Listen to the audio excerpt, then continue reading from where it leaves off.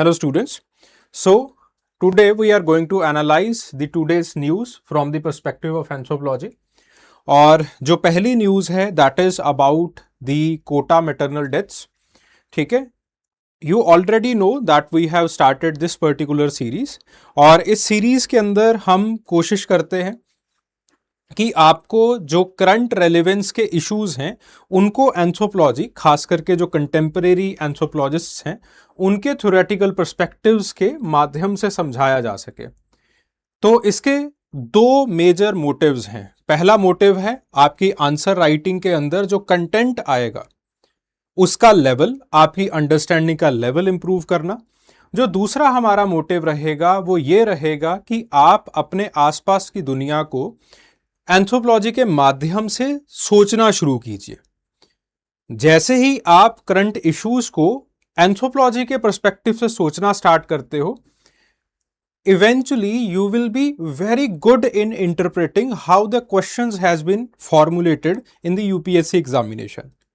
क्योंकि जिस तरीके से सवाल वो पूछ रहे हैं कि किस तरीके से, जैसे फॉर एग्जांपल पिछले साल क्वेश्चन पूछा गया था on the intersectionality between the ecology and epidemiology, ठीक है, और उसको जो है वो स्ट्रक्चरल वायलेंस के साथ कनेक्ट किया गया था।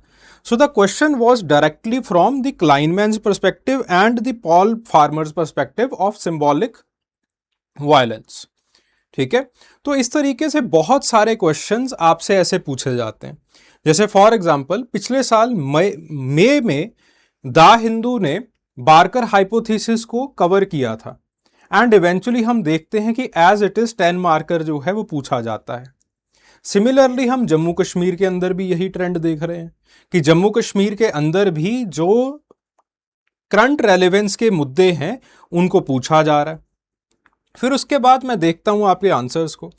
ट्राइबल एंथ्रोपोलॉजी के अंदर जब भी हम ग्लोबलाइजेशन का इम्पैक्ट ट्राइबल लाइफस्टाइल के ऊपर एनालाइज करने की कोशिश करते हैं, बच्चे जो है उसके अंदर कुछ डिस्पोजेशन के बारे में या फिर कुछ जो है वो एरिक वुल्फ के बारे में कुछ भी नहीं लिख पाते। अगर लिख पाते हैं तो बहुत ही ज़्यादा सुपरफिशियली उसको इंटीग्रेट किया होता है, उसके अंदर कुछ उनकी समझ दिखाई नहीं दे रही होती है। साफ साफ ये दिखाई दे रहा होता है कि उन्होंने रट्टा लगाया हुआ है। जो पूरा हमारा मकसद है इन लेक्चर्स का वो ये रहने वाला है कि आप ऑलरेडी अपना न्यूज़पेपर पढ़ रहे हो। न्यूज़पेपर के अंदर आप एक ऑप्शनल का पर्सपेक्टिव इंटीग्रेट कर लीजिए। इससे अपने आप आपकी जो अंडरस्टैंडिंग है वो स्काई रॉकेट करना स्टार्ट कर देगी। चलिए, ठीक है। So the first issue it is about the panel probing into the maternal mortality deaths, और उसके अंदर अगेन इन्फेक्शन कंट्रोल में कुछ आपके पास लैप्सेस जो है वो पाए गए हैं, ठीक है। So in this syllabus it is important from the perspective of the critical medical anthropology, ठीक है, और हम डायरेक्टली स्कॉलर्स के ऊपर मूव करेंगे।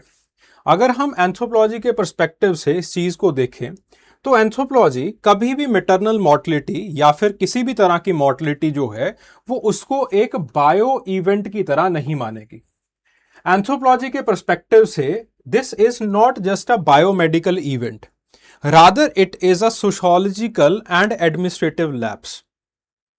और वही चीज यहां पे हमें दिखाई देती है।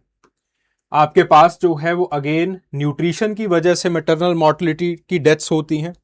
We have the problem of patriarchy, जिसकी वजह से जो मेल्स हैं उनको ज़्यादा राशन मिलता है, जो विमेन हैं उनको कम राशन मिलता है, जिसकी वजह से अगेन न्यूट्रिशनल एंथ्रोपोलॉजी कहती है कि the women they are having anaemia but males जो है वो they are physically better off. Then उसके बाद बात आती है रेफरल्स के अंदर बहुत बार डिलेज आते हैं मेडिकल पर्सपेक्टिव से। रेफरल्स के अंदर क्यों डिलेज आते हैं? बिकॉज बहुत बार जो डॉक्टर्स हैं वो खुद एब्सेंट हो जाते हैं। देन द नेटवर्क जिस तरीके से हेल्थ केयर का बनना चाहिए उस तरीके से एडमिनिस्ट्रेटिवली हम नहीं बना पाए हैं। और उसी के साथ साथ जो इंस्टीट्यूशनल रूटीन्स हैं या फिर आपके पास जो है वो हॉस्पिटल्स के अंदर वी हैव द इंटरसेक्शनैलिटी, यानी कि आपके पास कईयों के पास हॉस्पिटल्स का अच्छा एक्सेस है, कई सेक्शंस ऑफ सोसाइटी को अच्छा एक्सेस मिला है, but on the other hand there are many sections of the society जिनको हॉस्पिटल्स का अच्छा एक्सेस है ही नहीं। तो इसकी वजह से अगेन देयर आर लैप्सेस। ठीक है, तो ऑर्थर क्लाइनमैन बेसिकली उन्होंने, अब सीधा हम जो स्कॉलर्स हैं उनको जानने की कोशिश करते हैं कि इस पर्सपेक्टिव के अंदर अलग अलग जो एंथ्रोपोलॉजिस्ट हैं उनका क्या मानना है। आर्थर क्लाइनमैन बेसिकली उन्होंने डिसीज, इलनेस और सिकनेस, इन तीन चीजों को डिफरेंशिएट किया है।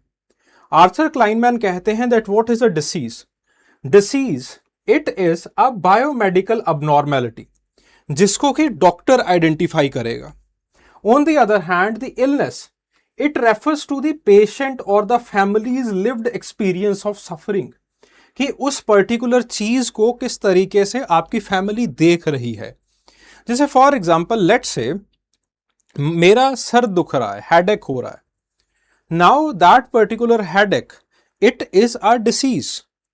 ठीक है, it is a biomedical condition, कुछ मेरे बॉडी के अंदर कुछ खराब हुआ होगा इसीलिए तो हेडेक हो रहा है। But on the other hand my experience about the headache it will B drastically different from the other society. अब मैं जो है वो वर्किंग क्लास का बंदा हूं, मुझे अल्टीमेटली जो है वो काम करना ही पड़ेगा, तो इसके चलते जो है वो हेडेक बहुत पीछे रह जाता है।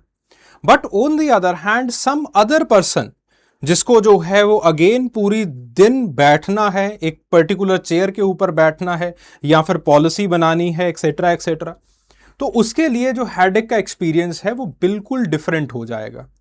आर्थर क्लाइनमैन इसी चीज को एक्सटेंड करते हैं टूवर्ड्स द डेथ। डेथ का एक्सपीरियंस लोगों का अलग अलग होता है, कैंसर जैसी बीमारियों का एक्सपीरियंस भी लोगों का अलग अलग होता है। Let's say you belong to a particular belt जहां पे कैंसर जैसे डिसीज का जो इंसिडेंस है वो बहुत ज्यादा है, तो आपका जो एक्सपीरियंस है उस पर्टिकुलर डिसीज का, उस इलनेस का, वो बिल्कुल चेंज हो जाएगा। सो इसका मतलब क्या है? That the illness it is more societal.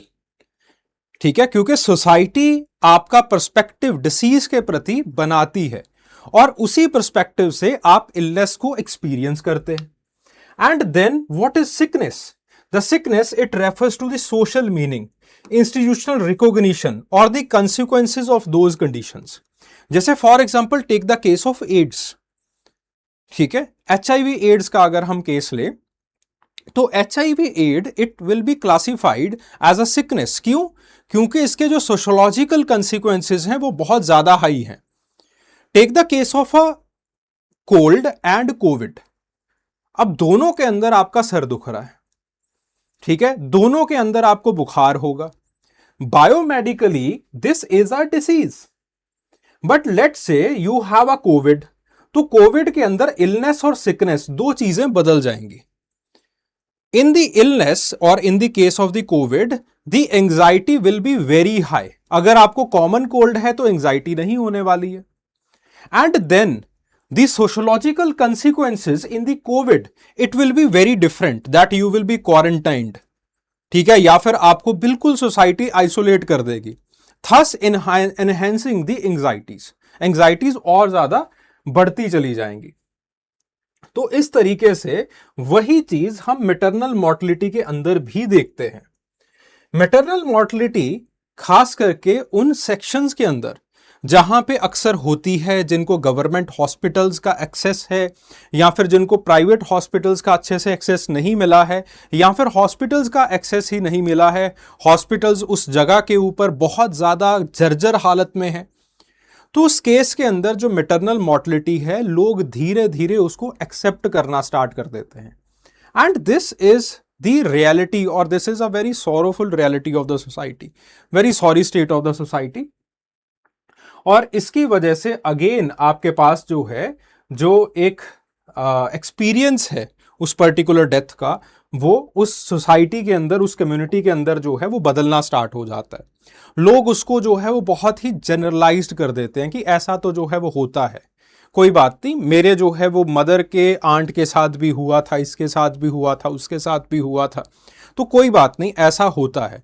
इसकी वजह से जब लोग उसको बहुत ही ज़्यादा जनरलाइज कर लेते हैं, लोग इस चीज़ को मान लेते हैं कि अगर हम आवाज़ उठाएंगे भी तब भी हमारी आवाज़ सुनी नहीं जाएगी, तो eventually that particular disease or that particular sickness it starts to prevail in that particular section of the society, और लोग उसको इवेंचुअली मान लेते हैं। इसी चीज के ऊपर आगे चल के नैन्सी स्पेंसर ह्यूज और पॉल फार्मर काम करते हैं। पहले हम नैन्सी स्पेंसर ह्यूज के बारे में बात करते हैं। वो कहते हैं कि इसी तरीके से कुछ इंस्टीट्यूशंस ऐसी प्रिवेंटेबल डेथ्स को नॉर्मलाइज कर देते हैं, ठीक है। जैसे फॉर एग्जांपल यहां पे हेल्थ केयर इंफ्रास्ट्रक्चर है, तो हेल्थ केयर इंफ्रास्ट्रक्चर को हमने ऑलरेडी ये मान लिया है कि अगर गवर्नमेंट हॉस्पिटल्स होंगे तो उसके अंदर टॉयलेट्स अच्छे नहीं होंगे, गवर्नमेंट हॉस्पिटल्स के अंदर अगेन जो स्वीपिंग स्टाफ है वो नहीं आएगा, गवर्नमेंट हॉस्पिटल्स के अंदर जो बिल्डिंग्स हैं वो जर्जर हालत के अंदर होंगी। So this is the nature of the institution which we have normalised, and because of this nature of the institutions, जो एक सेक्शन ऑफ सोसाइटी उस पर्टिकुलर इंस्टीट्यूशन के अंदर जा रहा है वहां पे प्रिवेंटेबल डेथ्स भी नॉर्मलाइज हो जाती हैं। जैसे for example the maternal mortality, it can be prevented, लेकिन हम जो है वो इंस्टीट्यूशन को इस तरीके से नॉर्मलाइज कर देते हैं कि वो जो प्रिवेंटेबल डेथ्स हैं वो भी हम नॉर्मल मानना स्टार्ट कर देते हैं, उसको भी हम नॉर्मल या एक इलनेस का रूप दे देते हैं, ठीक है। और इसी चीज के ऊपर Nancy Spencer huge the death without weeping लिखती है, और उन्होंने बताया कि किस तरीके से जो ये प्रिवेंटेबल सफरिंग है ये ऑर्डिनरी, इनएविटेबल, कल्चरली एक्सेप्टेबल होना स्टार्ट हो जाती है। पॉल फार्मर इसी चीज को स्ट्रक्चरल वायलेंस कहते हैं। उन्होंने शब्द बड़ा सटीक यूज किया, द स्ट्रक्चरल वायलेंस। उनके हिसाब से ये जो सारी की सारी डेथ्स हैं या फिर ये जो सारी की सारी एट्रोसिटीज हैं या फिर ये जो सारी की सारी इलनेसेस हैं, this is because of the social, cultural and the political arrangements of that particular society, जिसकी वजह से एक पर्टिकुलर ग्रुप ज्यादा रिस्क के अंदर होता है विसाविस द अदर ग्रुप, ठीक है। तो इस वजह से इस वायलेंस को हम स्ट्रक्चरल मानते हैं, ठीक है। ये कोई विजिबल अग्रेसर नहीं होता है, ऐसा नहीं है कि पुलिस की तरह ये आपके पीछे लाठी लेके पड़ जाएगा, बट अल्टीमेटली आपकी डेथ्स या फिर आपकी इलनेसेस के पीछे यही कंडीशंस होती हैं, ठीक है। और ये जो कंडीशंस हैं, poverty, gender equality, weak public institutions, इनके माध्यम से एक्ट करती हैं।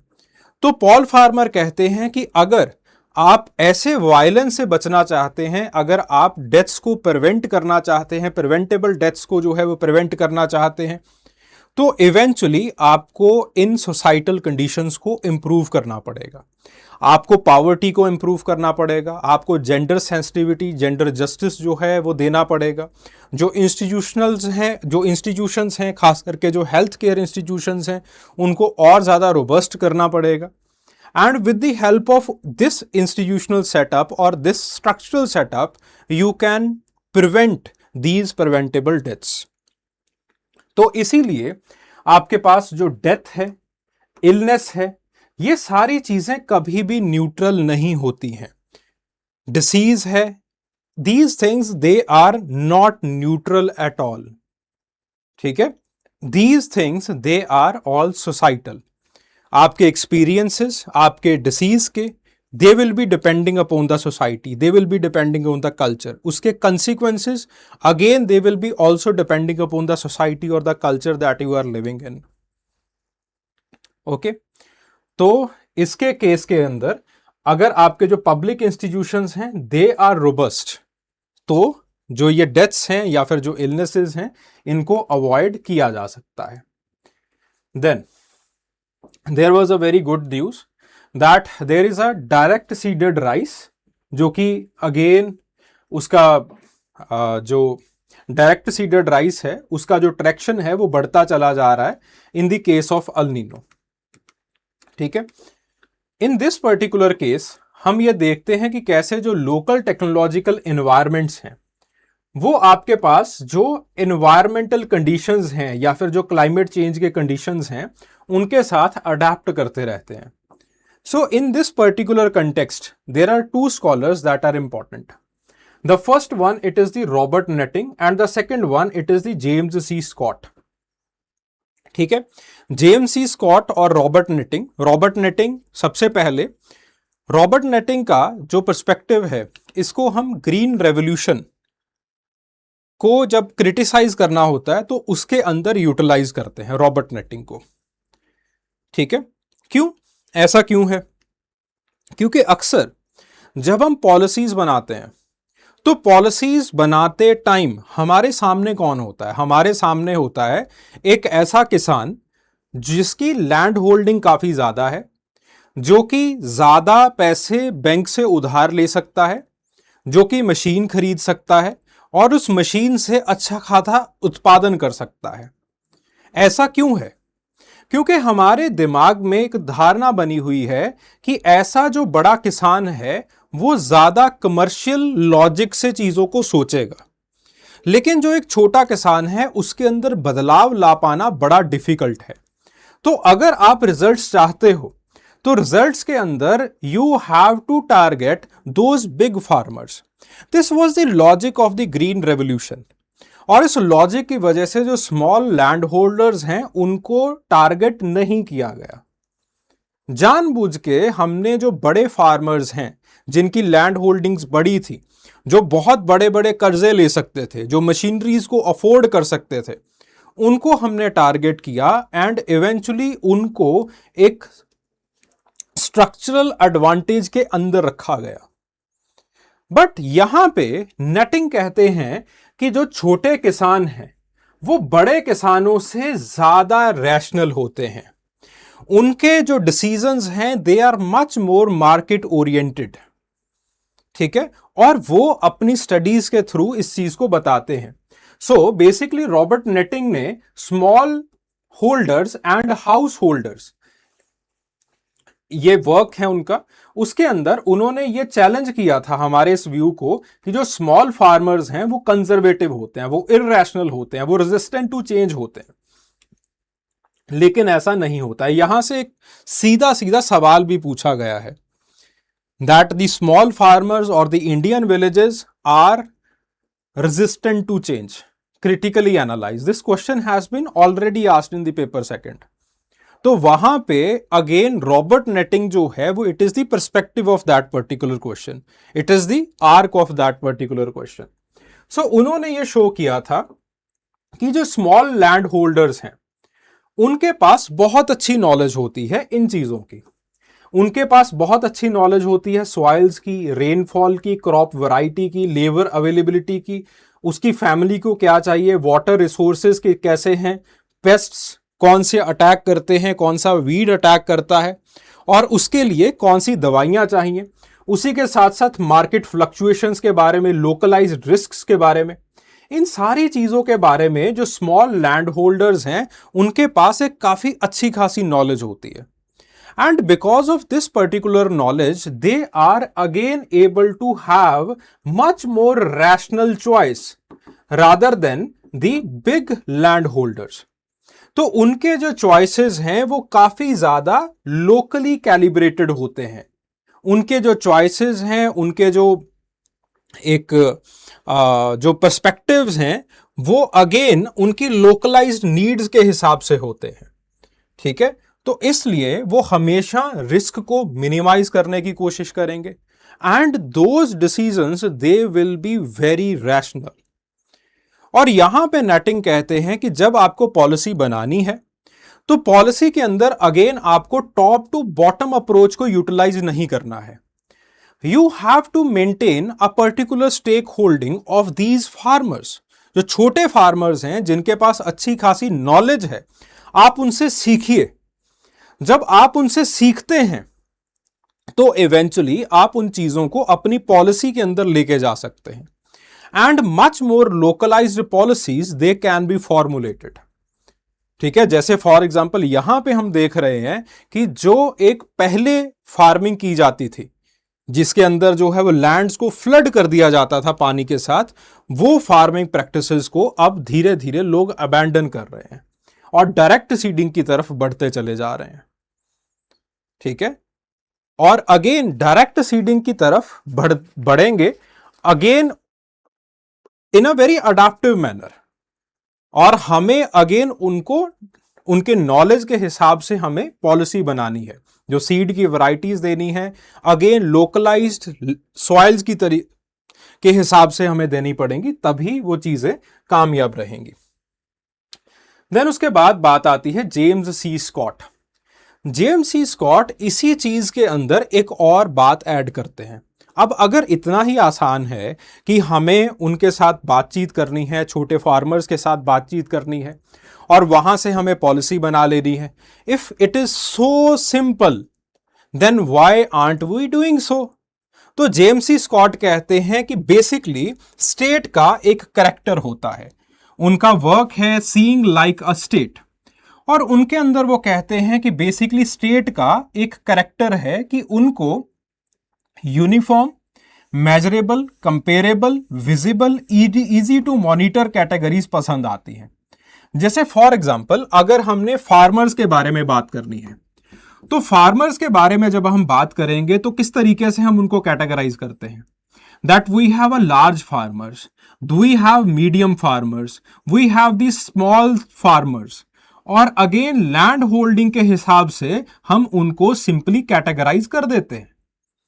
इसके अंदर अगेन हमने रीजन के बारे में बात नहीं की, इसके अंदर अगेन हमने कास्ट के बारे में बात नहीं की।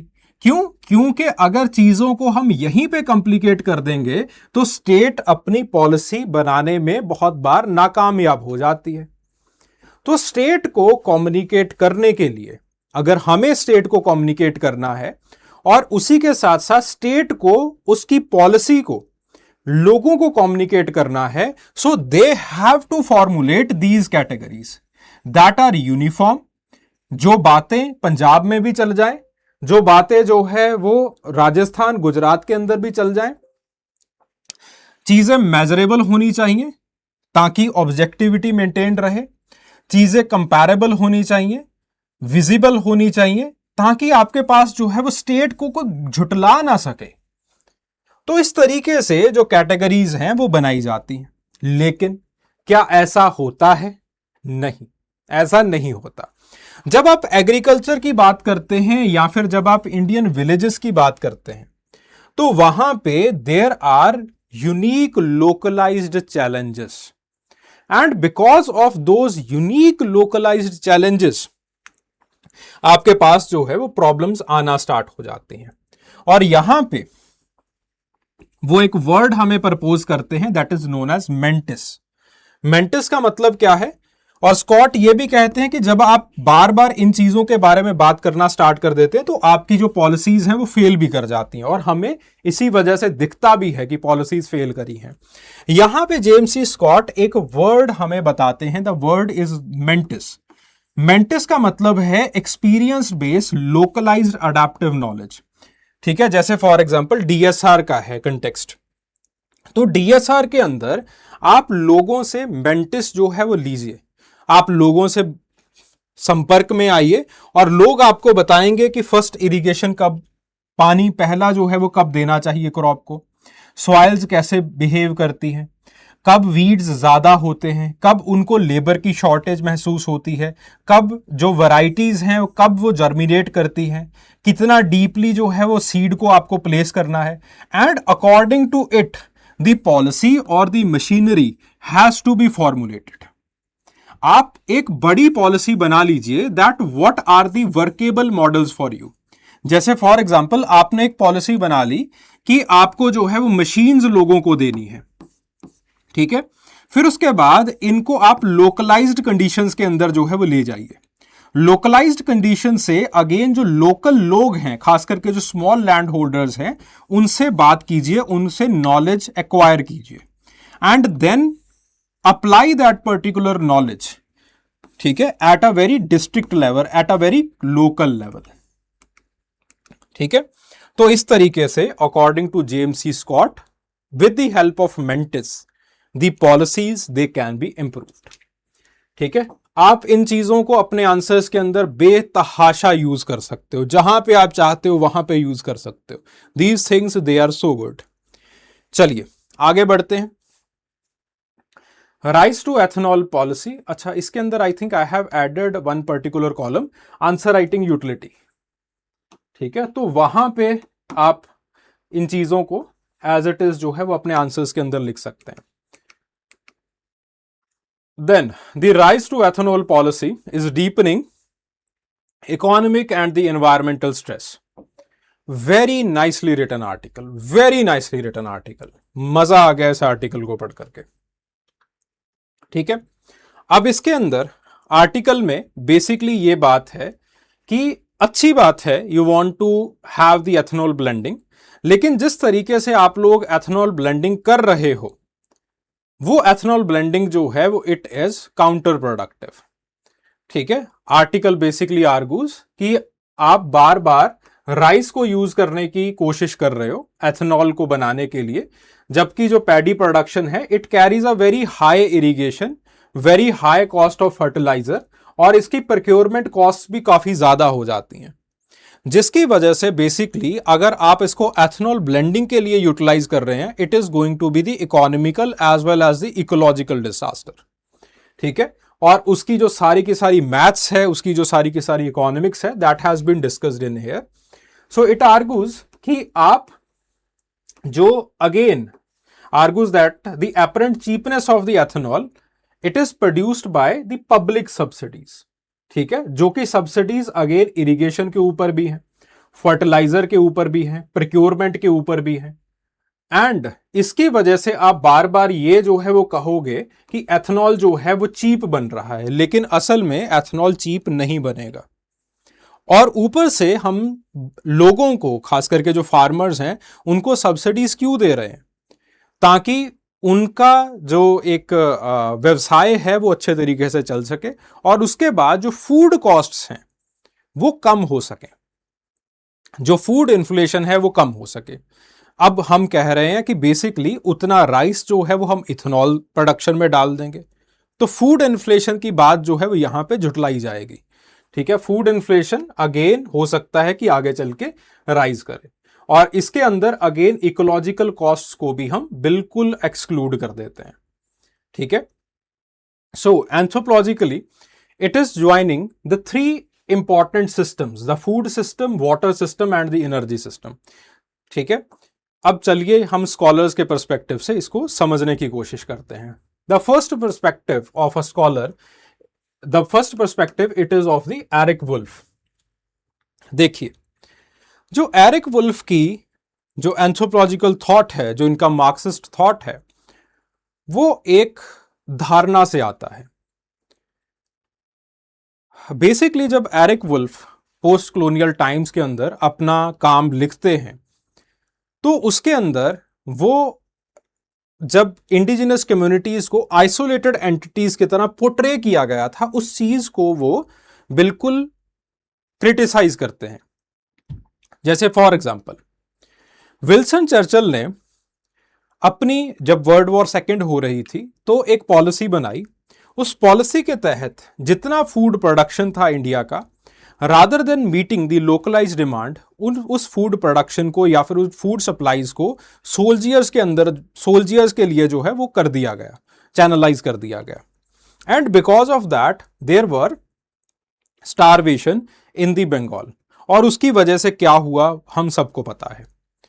तो इन चीजों को अगेन एरिक वुल्फ साइट करते हैं और ये बताते हैं कि किस तरीके से जो कि लोकलाइज्ड प्रोडक्शन सिस्टम्स होते हैं, बहुत ही जो लोकलाइज्ड नॉलेज होती है या फिर जो लोकलाइज्ड कल्चर्स भी होती हैं, they are all affected by these changes that are happening in the global systems. ठीक है, तो बेसिकली एरिक वुल्फ ने एक किताब लिखी, the Europe and the people without history.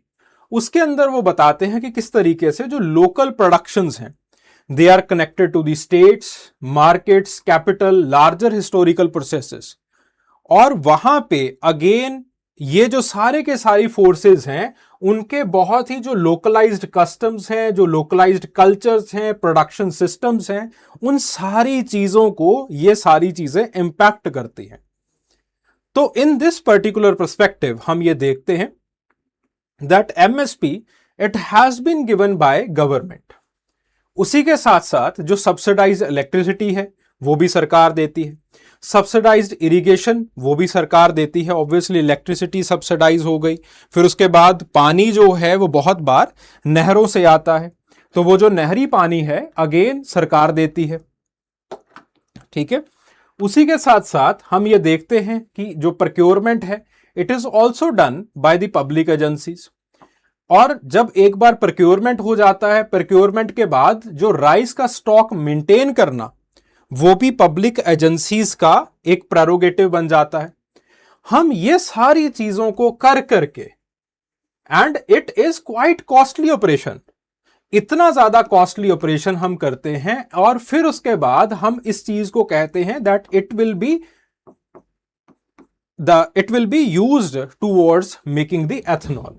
और इस वजह से जो एक वाटर इंसेंटिव ऑलरेडी, जो कि वाटर इंसेंटिव एग्रेरियन सिस्टम्स हैं पंजाब हरियाणा के, वो जो है वो एक नेशनलाइज्ड पॉलिसी का हिस्सा बन जा रहे हैं।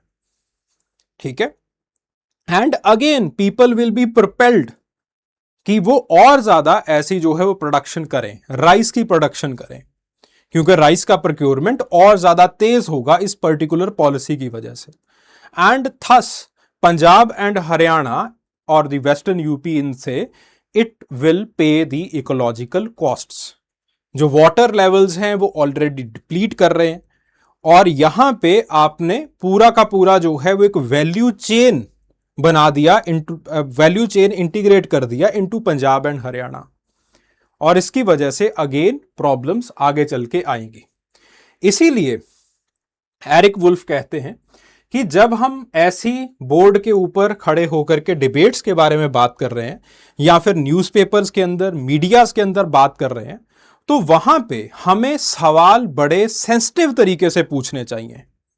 सवाल ये नहीं होना चाहिए why do farmers cultivate or why do farmers continue to cultivate the water insensitive rice।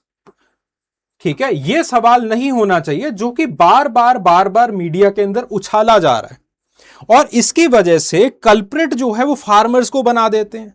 Farmers को कह देते हैं कि फार्मर्स जो है वो इर्रेशनल हैं। पंजाब हरियाणा के जो एग्रेरियन सिस्टम्स हैं वो इकोलॉजिकली सेंसिटिव नहीं है। ठीक है, the question at the national media should be that what wider political economic system, उसकी वजह से लोग राइस कल्टीवेशन को प्रॉफिटेबल समझ रहे हैं, एंड इवेंचुअली इसकी वजह से उनका जो डिपेंडेंस है राइस कल्टीवेशन के ऊपर या फिर एमएसपी के ऊपर वो बढ़ रहा है। So in this particular question और इन this particular format you can question the government. ठीक है, तो एरिक वुल्फ कहते हैं कि क्योंकि अक्सर हम यही देखते हैं कि पॉलिसी एक पर्टिकुलर सेक्शन ऑफ सोसाइटी बनाती है, उस पॉलिसी की वजह से प्रॉफिटेबिलिटी लेने के लिए दूसरा जो सेक्शन है सोसाइटी का वो अपने प्रोडक्शन सिस्टम्स को ट्रांसफॉर्म करता है। जब वो प्रोडक्शन सिस्टम्स कोलैप्स करना स्टार्ट कर जाते हैं या फिर उसका एक इकोलॉजिकल कॉस्ट आना स्टार्ट हो जाता है, तो मीडिया वाले बेसिकली उन लोगों को ही इर्रेशनल कह देते हैं। And because of that particular stance of media, हम बार बार जो है वो उन लोगों को जो कि ऑलरेडी उससे पीड़ित होते हैं उन्हीं को कल्प्रिट करार कर देते हैं। सरकार यहां पे बच जाती है। So rather than asking this particular question that why farmers are so insensitive, we should ask the question कि ऐसे इकोनॉमिकल सिस्टम्स किसने बनाए या फिर किस तरीके से बने जिसकी वजह से राइस कल्टीवेशन प्रॉफिटेबल हो गया। ठीक है, सो बेसिकली आपके पास इसीलिए फार्मर्स जो हैं या फिर जो इंडिजिनस कम्युनिटीज होती हैं वो इर्रेशनल नहीं होती हैं। ठीक है, there is a economic policy जिसकी वजह से उनको प्रॉम्प्ट किया जाता है। इसी पर्सपेक्टिव के अंदर पेरिस ब्लेकी आते हैं। ब्लेकी उन्होंने एक बड़ी अच्छी किताब लिखी थी, so he is a geographer, the political economy of the soil erosion in developing countries. उसके अंदर उन्होंने अलग अलग चेन्स ऑफ एक्सप्लेनेशंस दी हैं, या फिर आपके पास जो है वो पॉलिटिकल पर्सपेक्टिव से इस मुद्दे को देखा है। अक्सर जब सॉइल इरोजन होता है तो सॉइल इरोजन के अंदर हम क्या देखते हैं कि जो इंडिजिनस कम्युनिटीज हैं वो स्लैश एंड बर्न कल्टीवेशन कर रही हैं। जब वो स्लैश एंड बर्न कल्टीवेशन करती हैं तो उसकी वजह से सॉइल इरोजन जो है वो हम कह देते हैं कि होता है। लेकिन यहां पे प्रॉब्लम क्या है? यहां पे प्रॉब्लम यह है कि yes there is slash and burn cultivation, लेकिन उस स्लैश एंड बर्न कल्टीवेशन का जो साइकिल होता है, जब तक जो प्लॉट है वो फैलो रखा जाता है, फिर दोबारा से उसके अंदर कल्टीवेशन की जाती है, दैट इज ऑफ 7 ईयर्स। लेकिन जैसे ही डेमोग्राफिक प्रेशर्स बढ़ना स्टार्ट कर जाते हैं या फिर बाहर से माइग्रेशंस होना स्टार्ट हो जाती हैं, because of all those migrations हम ये देखते हैं कि वो जो साइकिल्स हैं, वो जो साल हैं, वो कम हो जाते हैं। Sometimes it is only 1 year और 2 ईयर, जिसकी वजह से soil erosion and eventually the degradation it happens, और इसकी वजह से जो कम्युनिटीज हैं उनको हार्म होता है। जब हम ऐसी सॉइल इरोजन को या फिर ऐसी कोई इकोलॉजिकल प्रॉब्लम को देखते हैं, we start to blame that particular society और दोज पर्टिकुलर कम्युनिटीज। लेकिन जो वाइडर पॉलिटिकल प्रोसेसेस हैं, जो वाइडर पॉलिटिकल इकोनॉमी है, पॉलिसी है, हम उसको नहीं देखते, उसको बिल्कुल साइडलाइन कर दिया जाता है। सो बेसिकली ब्लेकी यहां पे इसी चीज के बारे में बात करते हैं, ठीक है, कि आप जो है वो अगेन एनवायरमेंटल डिग्रेडेशन को लोकल प्रैक्टिसेस के साथ जोड़ देते हो, but there is a very wider chain of explanation that why that particular ecological degradation it happens. ठीक है, जैसे फॉर एग्जांपल यहां पे बेसिकली ब्लेकी अगर राइस कल्टीवेशन को इंडिया के अंदर देखेंगे तो वो जो है वो अगेन इस चीज के ऊपर क्वेश्चन करेंगे that how the ethanol blending it is targeting the demand for this suitable feed stock. किस तरीके से आपके पास जो है वो public rice offered, it is offered at the subsidised rates, और वो सब्सिडीज किस तरीके से सरकार दे रही है, किस तरीके से सरकार जो है वो राइस का प्रोक्योरमेंट जो है वो कर रही है, क्यों लोग वाटर इंसेंसिटिव जो पैडी है उसको बार बार ग्रो कर रहे हैं, और क्यों लोग जो है वो अगेन एक्सेसिव ग्राउंड वाटर को विड्रॉ करते हैं। ठीक है, और इसकी वजह से इकोलॉजिकल स्ट्रेसेस क्या क्या आती चली जा रही हैं। So basically this is the causal chain in here. जब तक आप एक ऐसी जो है वो लॉजिकल चेन को फॉलो नहीं करोगे, तब तक आपको आपका आंसर जो है वो नहीं मिल पाएगा। सो अगेन ब्लेकी इसी चीज के बारे में बात करते हैं कि आपको ऊपर से लेके नीचे तक हर एक चीज को क्वेश्चन करना पड़ेगा, तभी आप एक एनवायरमेंटल डिजास्टर या फिर किसी तरह के एनवायरमेंटल डिग्रेडेशन को देख सकते हैं। Then the next one it is from the Karl Polanyi's perspective. Karl Polanyi का पर्सपेक्टिव बेसिकली यही कहता है कि जो राइस है और जो इथेनॉल मार्केट्स हैं that are created by policy, इसकी वजह से हमारे जो इंडिजिनियस प्रोडक्शन सिस्टम्स हैं वो बिल्कुल बदल जाने वाले हैं।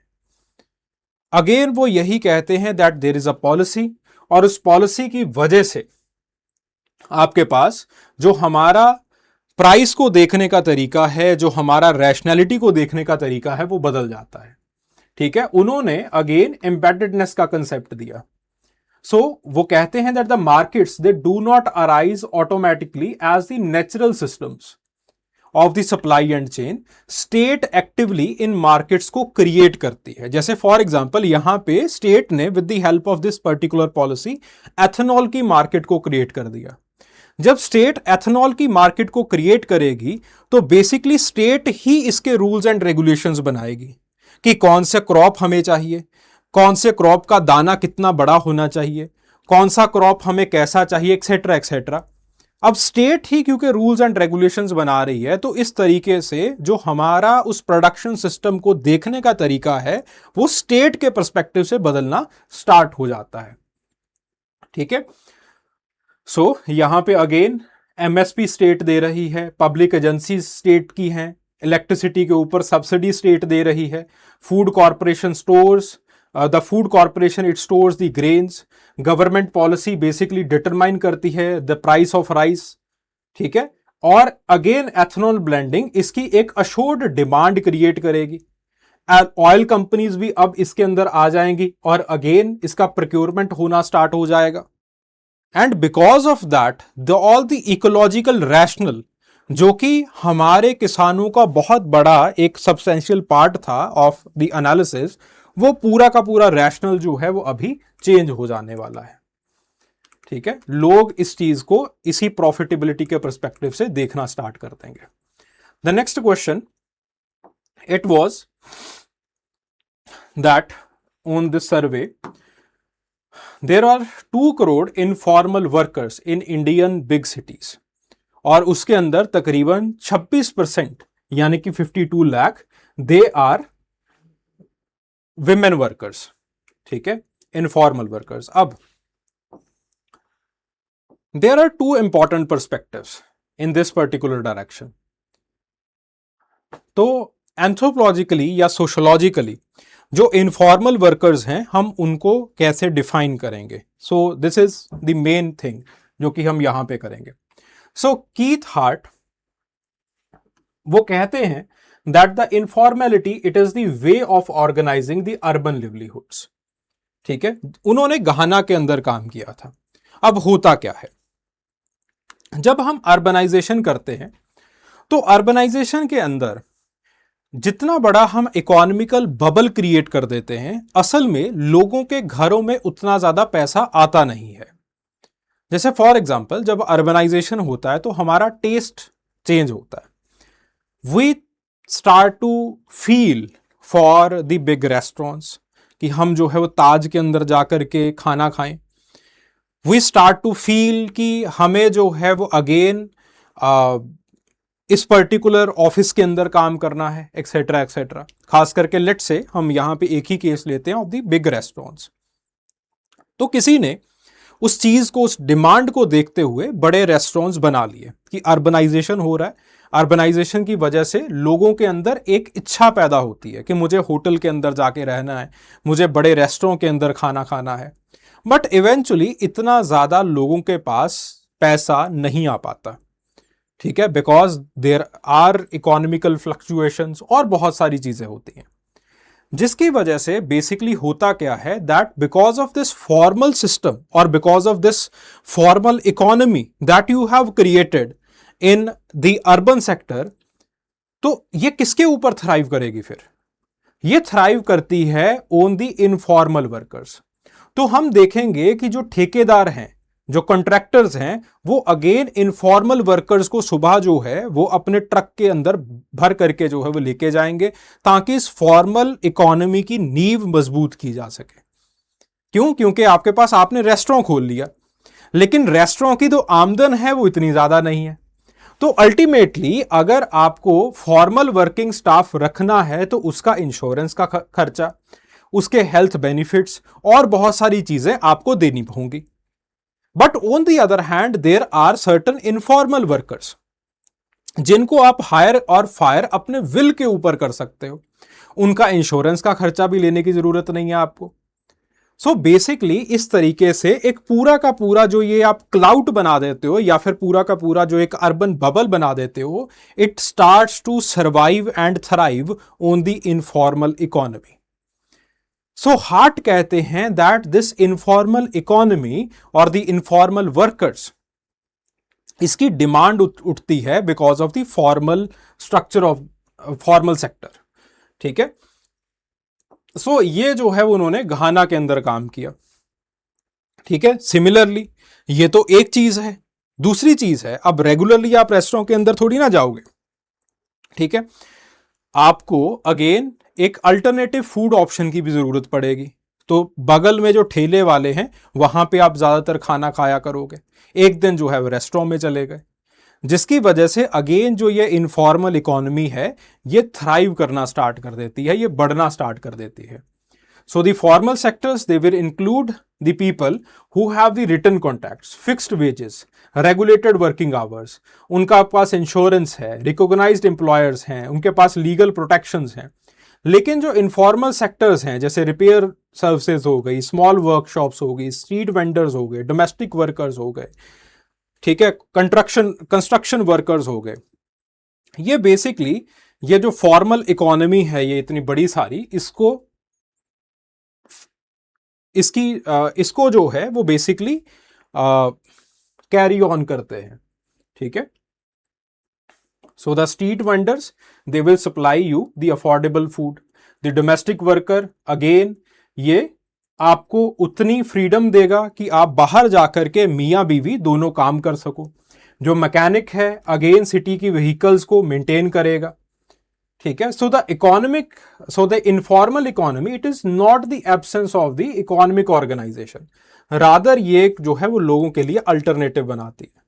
तो यहां पे इंपॉर्टेंट ये हो जाता है कि सरकार स्टेप इन करे और सरकार इन लोगों को अच्छे तरीके से डॉक्यूमेंट करे और इन लोगों की जो हेल्थ की जिम्मेवारियां हैं, जो उनकी जो है वो फ्लक्चुएटिंग डिमांड्स हैं, डिमांड्स ऑफ द सप्लाई होती है, उसको सरकार जो है वो मेंटेन करके रखे, उसको जो है वो सरकार एक तरीके से मैनेज करके रखे. देन उसके बाद जैन ब्रीमन वो कहते हैं that over the period of time industrialisation हुआ है, अर्बनाइजेशन हुआ है, ग्लोबलाइजेशन हुआ है, जिसकी वजह से पीजेंट्स को उनकी अपनी जमीनों से निकाल दिया गया. जब अर्बनाइजेशन या फिर जब इंडस्ट्रियलाइजेशन होता है तो भूमि अधिग्रहण किसका होता है? भूमि अधिग्रहण होता है पीजेंट्स का. अब जैसे ही भूमि अधिग्रहण हुआ तो उनको पैसे दे दिए गए. ठीक है. पैसे जो दिए गए उसके बराबर वो कभी जमीन नहीं ले पाए. क्यों? क्योंकि जितना पैसा दिया गया आफ्टर द एक्विजिशन और आफ्टर द इंडस्ट्रियलाइजेशन, उतने पैसे का अगल बगल में कोई भी प्लॉट या फिर कोई भी जमीन नहीं मिलने वाली, क्योंकि रियल एस्टेट के जो प्राइसेस हैं वो बूम कर जाते हैं. ये पहला कारण. दूसरा कारण, उस पैसे को किस तरीके से डबल करना है, इसका स्किल उन लोगों के पास नहीं होता. क्यों? क्योंकि उनको इस चीज की जरूरत ही नहीं थी. इस वजह से basically they become what Jan Breman calls a footloose labour. तो फुटलूज लेबर वो लोग हैं जो कि बेसिकली आपके पास जो है वो पहले एग्रीकल्चर का हिस्सा हुआ करते थे और वो धीरे धीरे अभी प्रोलिटेरियत का हिस्सा बन गए हैं. और आपके पास जो है वो अगेन कभी वो घर चले जाते हैं, कभी शहर में आ जाते हैं. So they are the footloose labour. ठीक है.